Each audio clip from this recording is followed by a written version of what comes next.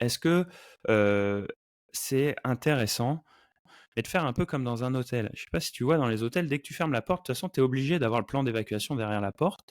Est-ce que finalement ça, ce serait pas intéressant aussi de dire: «Pour sortir, s'il y a de la fumée partout, et bah, tenez-vous à ça et descendez par là et allez sur le parking»? Alors, on va aller un peu plus loin.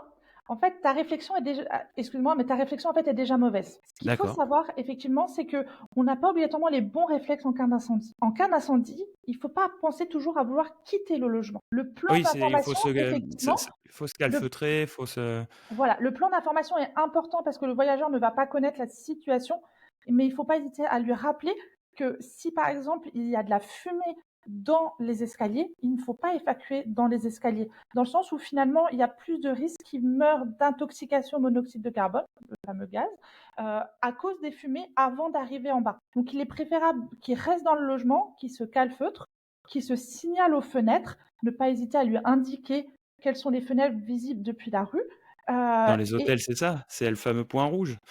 alors et entre autres, oui, effectivement, mais voilà, cette envie de vouloir évacuer, oui, si le feu est dans le logement et n'a pas encore atteint les parties communes, oui, il faut évacuer. Si le feu, il est en dessous de vous, ça sert à rien. Si le feu, il est au-dessus et que vous êtes bloqué par les fumées, vous courez plus de risques à évacuer. Donc c'est plutôt une notice d'information, de sensibilisation auprès du voyageur, effectivement, à lui indiquer, ce type de consigne,